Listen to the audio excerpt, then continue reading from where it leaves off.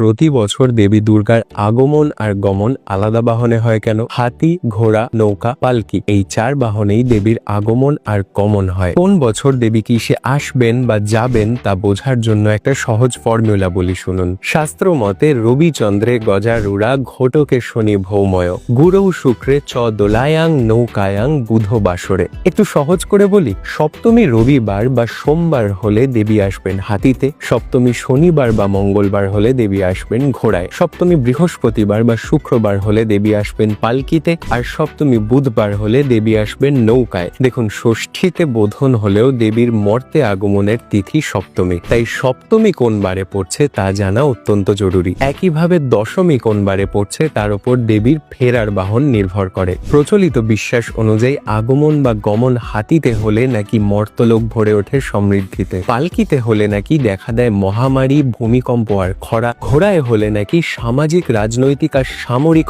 অস্থিরতা বেড়ে ওঠে, আর নৌকায় হলে নাকি বন্যা আর খরার প্রকোপ দেখা দিতে পারে। তবে কোনো বিশেষ বাহনে মায়ের আগমন বা গমন হলে সেটা তার সন্তানদের জন্য ক্ষতিকারক হবে তা বিশ্বাস করতে দ্বিধা হয়। এবার একটু হিসেব করে বলুন তো এবছর দেবীর আগমন আর গমন কিসে হবে?